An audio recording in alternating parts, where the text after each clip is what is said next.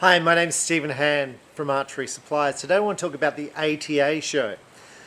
ATA stands for Archery Trade Association. So it's the group of manufacturers who get together and basically come up with standards and talk about how they're going to promote archery, grow archery, help dealers build the brand of archery. Okay? So basically the bow manufacturers have a seat on the board and people get together and talk about how they're going to improve things. Okay, so they have a trade show. The first trade show I went to was when I was 20. Okay, it was the first time I'd been out of Australia, and I was very scared. And I jumped on a plane and I flew to the ATA show, and I think it was in Indianapolis, which it's still at. They basically move around that sort of area. And it was massive. It took me 2.5 days to walk through the whole thing. And that's not even spending time with each, when I say dealer, each manufacturer who's got their products. Because there wasn't enough time to do that. It was basically, you just walked. It was like 2.5 football fields of archery. Stands. It was amazing. And you would walk in, so lots of big buses ferrying people in, a massive car park. And this is my recollection from when I was 20, but it was very overwhelming. It was very cold and icy, okay? Anyway, when I got there, there was a huge taxidermy display. Huge, a mountain built with all these animals all over it. It was amazing, okay? And one of the things that was amazing was the ice cream in there, but we won't worry about that because it was really cold, but the ice cream was really, really good. Okay, so one of the things that struck me about the ATA show, I used to go virtually every year, and then I've basically stopped. Okay, and I want to talk about that. But one of the things why I want to talk about this in this video was someone sent me this picture from the ATA show, and this is the PSE booth. I'm like, what? Now, I'm hoping, because I haven't done my research yet, I'm hoping I can get pictures of the ATA PSE booth from the previous years. So what PSE would have is two huge trucks, right, which was all done up in PSE stuff, and they were basically mobile shops, and they'd open them up and they'd put out all the bows, and all the sales reps would be there, and they would allocate time to talk to you. All right, so before the ATA show, the sales rep would contact you and say, look, we're going to schedule a time to talk with you. Okay, and it might be, you know, on Tuesday at the ATA show ran from Friday to Sunday from memory, right? So they would say, we're going to organize a time, does 10 o'clock on Saturday suit you? And then you'd sit down, they would show you the new bows, because all the bows were released at the ATA show. They would take you through all their new products. They would talk to you about how sales are going, what's selling from other manufacturers and why. They would get your feedback on stuff. There was a booth, a PSE booth, where you could go and shoot the bows, and then you could compare the PSE bows to all the other bows in the show, and you could compare and think, well, you know, Bear's got this, how does that relate to PSE, how does that relate to Hoyt, how does that relate to Matthews, how does that relate to Darton, what bows am I going to stock, okay? And you would generally make orders at the show, right? So I remember discussing the ATA show with Pete Shepley, so the owner of PSE. The cost to put a show on, so Pete was on the board of the ATA, so he felt that this was an important event to promote archery to the stores. It was an important event for PSE, okay? Basically all the manufacturers were there, and it cost Pete a lot of money. Now I'm going to get the numbers wrong, but this is just from the top of my head because this conversation occurred maybe 15, 18 years ago. It cost Pete, and this, like I said, numbers from the top of my head, around $100,000 for the space on the floor. It was a massive amount of space, and it was, I felt like it was a competition of who had the biggest floor space to who was the biggest manufacturer. So Matthews would have a massive space, Hoyt would have a massive space, PSE would have a massive space, right? So it was all like who's got the biggest space, right? So it's a bit like boys with cars, right? So who's got the faster car? So that's how it felt to me. It was very impressive, very overwhelming. So because there was just too much to see, I would literally get price lists from every manufacturer. There were people with trolleys just with price lists in, because you go to every manufacturer and there's thousands. You get a little catalog with pictures. You go back to your hotel room and start going through it, putting it into a spreadsheet to see what it will retail for. I had trouble sleeping because there's so much information going in my mind. I'd be exhausted from the flight from Australia to Indianapolis. It was very, very overwhelming for me. Okay, so that was my thing at the start. Now what happened was the person who, I'm going to say Pete said that it cost about $100,000, and basically PSE, this event was more like advertising is the way he saw it, and they didn't make money from the ATA show, but it was a massive amount of money just to promote their brand to dealers, and it's something he felt they had to do, but it wasn't cost efficient, was his thought. And I'll talk about that in the future. So now when I see PSE with this little chair, I'm like, is this where it's got to, where manufacturers go, we can't justify spending? And it's not just the $100,000 in floor space, okay? It's like you've got to ship those trucks, you've got to drive those trucks to Indianapolis from Tucson, you've got to pay the wages, you've got to pay the wages of all the staff. Now I'm going to say on the PSE booth, there must have been 20, 25 staff working. So it would have been a huge cost, okay? And they're working weekends, so I don't know how that works, whether you pay them in lieu or what, right? But it's a huge cost. Where now you have one table and one desk with no bows. I'm like, I understand why you've got one desk with no bows, because it's low cost, you're still there so people can talk to you. But I'm going to say, well, is the right person there on the desk that you can actually talk to and have a conversation? Like, is the CEO there, the owner of PSE? Is the sales reps there? Because they all can't be there because there's one chair. So I don't know. I'm not having to go at PSE. And I'm definitely not having to go at PSE because Matthews isn't there, Hoyt's not there, and most of the bow manufacturers aren't there. In fact, the trade show now is so small, the question will be, do they run it again next year? Which is the part of this video that I want to discuss. So what happened originally with the ATA show was an individual person who set it up. Okay, he's like, this is a good idea, I'll charge people to come in. People who want to see the show have to be dealers, and that was, from my memory, free.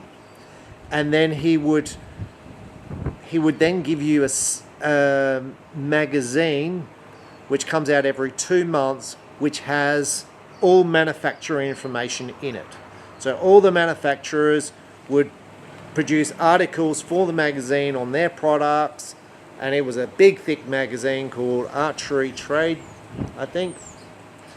Big thick magazine. I really liked it because it just kept me up to date with the whole industry the whole time, and it was sent out free. So the money he made from the show, he then gave you a magazine for all the dealers around the world. So it was amazing, great for them, great advertising for the manufacturers, and great for the dealers. Okay.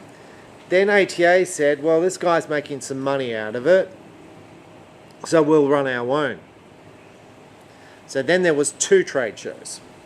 Okay, so there was his trade show and the ATA trade show, and I'm going to guess that ran for about 2 years until he dropped out. Okay, because what would happen is the manufacturers couldn't afford to go to both trade shows, and they were on at the same time from memory.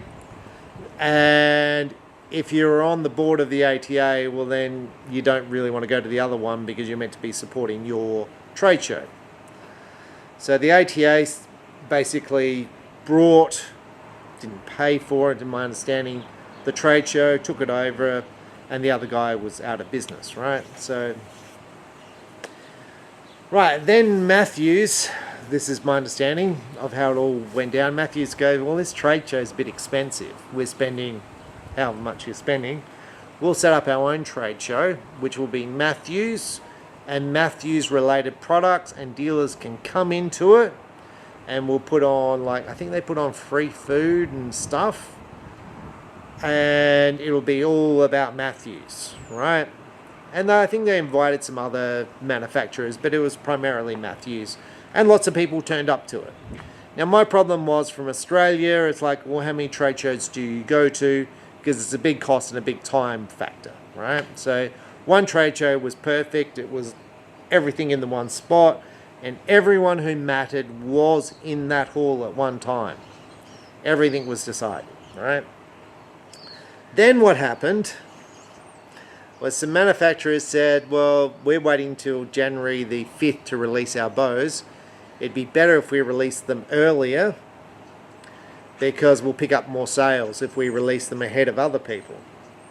So we'll release our bows in November, so before the trade show.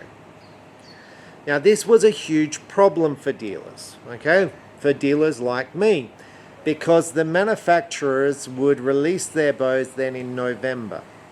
They weren't available in November, but they released them. So if you're a consumer wanting to buy yourself a bow for Christmas, you knew that your bow, the bows in the bow shop were now obsolete because they were replaced by a new bow which was not yet ready. Because when they release the new bows, they're not going to be ready.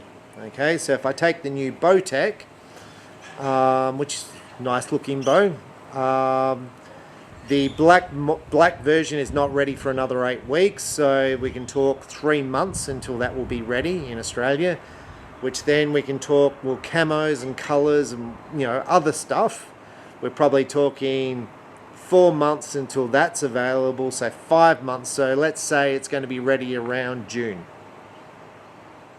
Well, that's useless. It's like people want that bow, but it's not yet available, and the way you can get it is you've got to order it and then just wait. Okay, I think that's useless, but it stopped dealers basically ordering stuff, stocking stuff, and taking the gamble that it will work.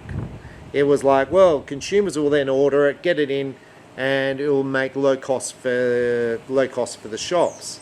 But the problem was the shops not stocking the items, so there's no incentive for them to promote the products they invest in. Okay. So then the whole thing with the ATA show was the ATA shows in January the 5th. Everyone's already released everything by then, so when you go to the ATA show, there's nothing to see because you've already seen it all.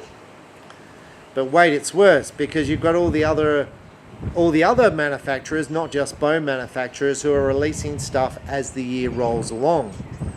So now with the little, I'm going to say the little manufacturers, so people like Axel, not so little but big, they're releasing stuff, you know, basically every month as the year rolls on. So I'm going to say consumers will be generally aware of it before the shops are aware of it, because there's no magazine.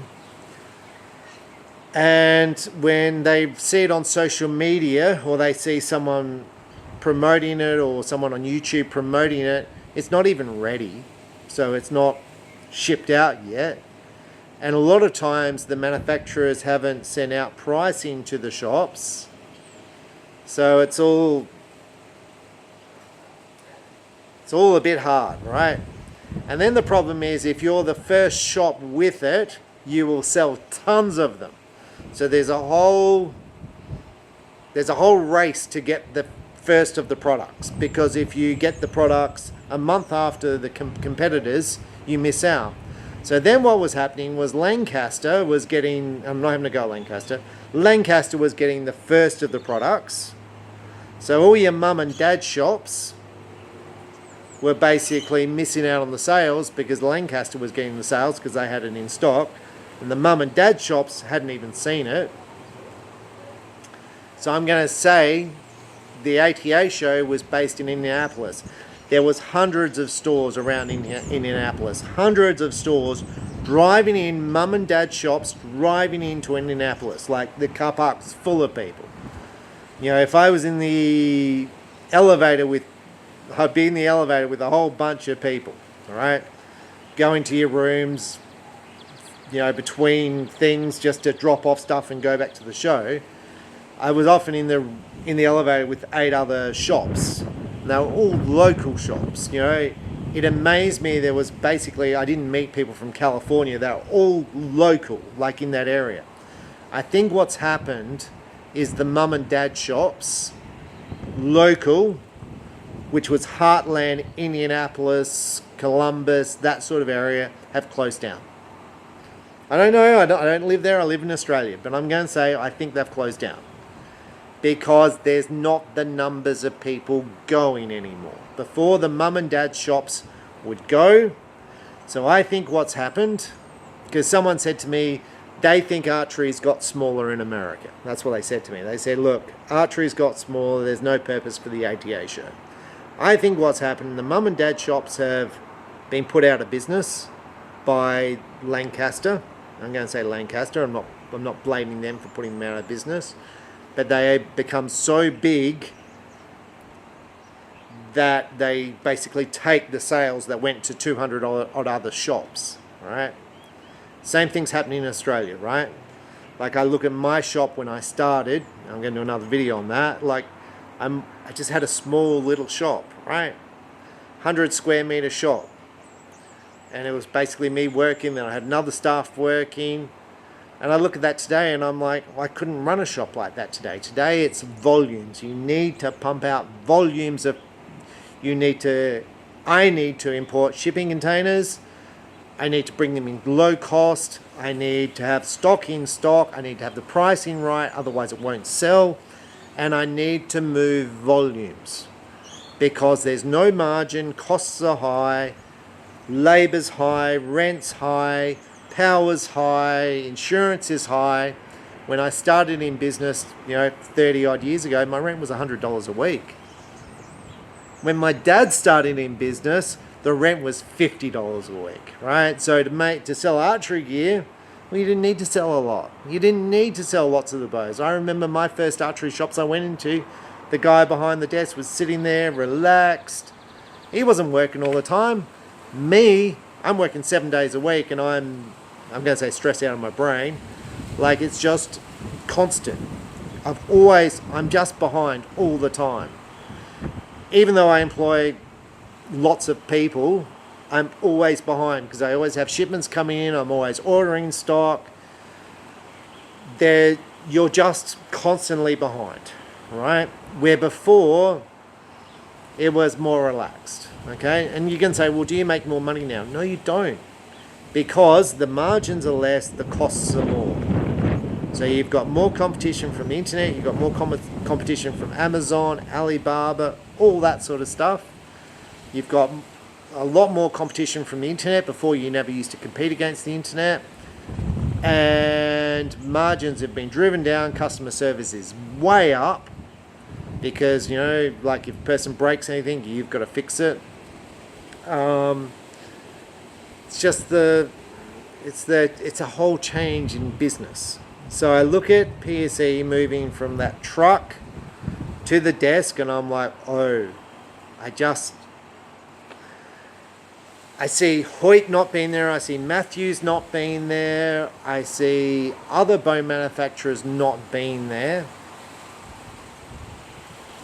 And what the ATA show used to be was a great place for new businesses to showcase what they've got. So if you had a new idea,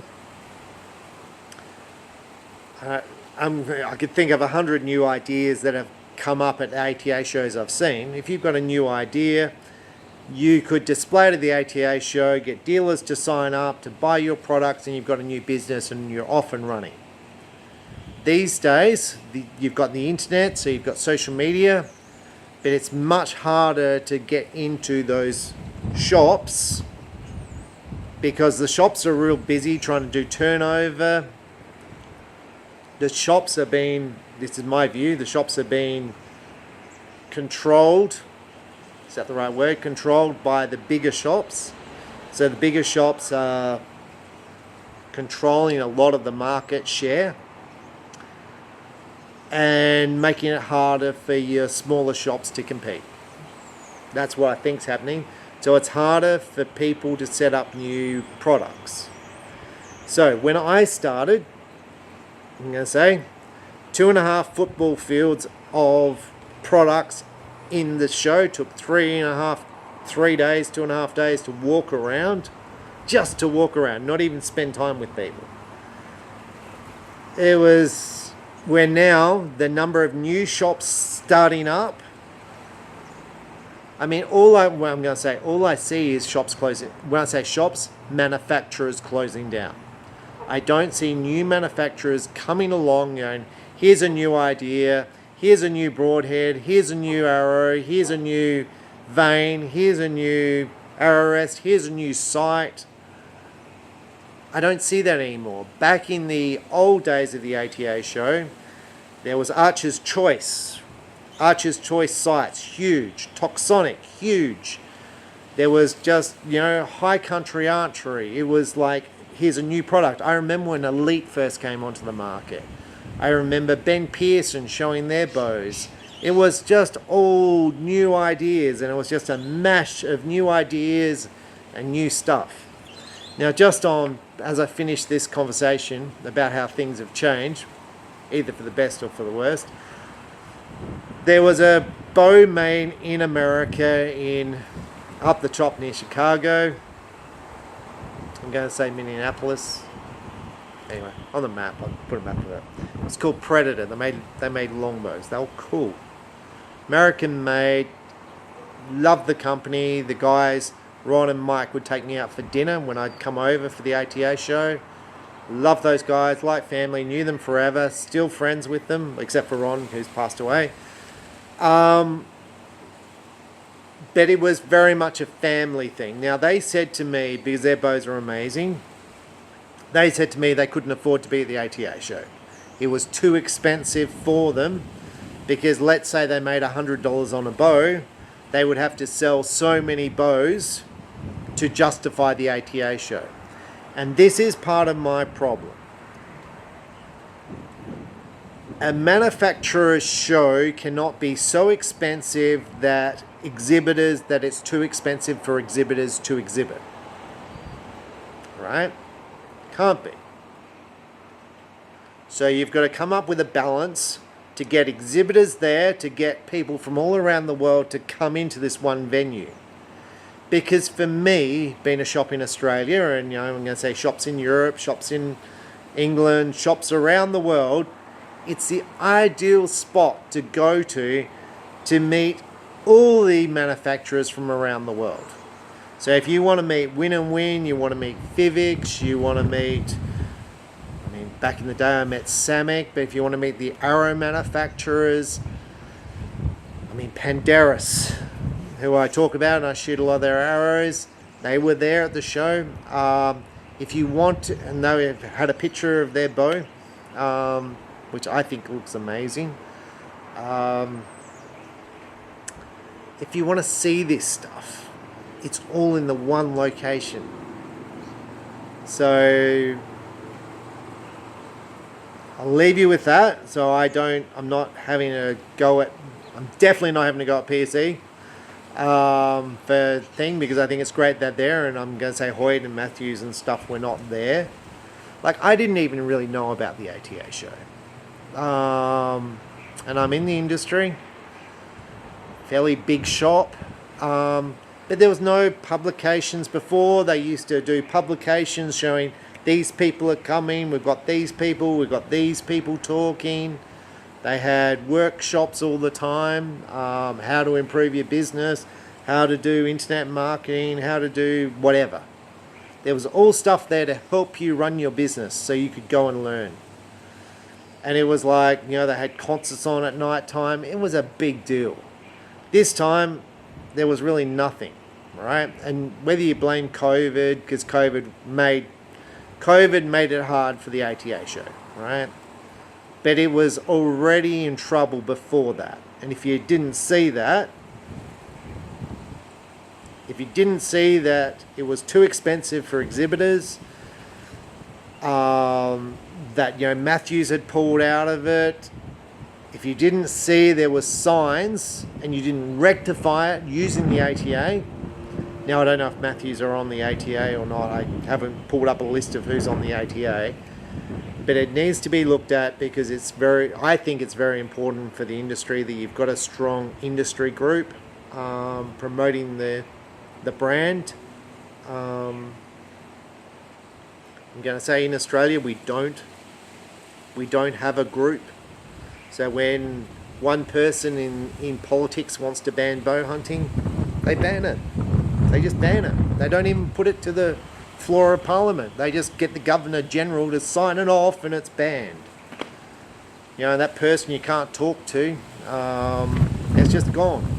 Just like that, gone. No bow hunting. Now, just on my little bow hunting rant, I'm up in the country on the weekend. This is the weekend. I was up there on the weekend and there was a road train. I don't know if you know what road trains are, but it's a big truck with three cages of sheep. The sheep are stacked 4 high, 3 deep, road train of sheep. And these sheep are compressed up against one another, right? Anyway, one of these sheep leg got stuck out. The sheep was kind of on the ground and obviously in pain, right?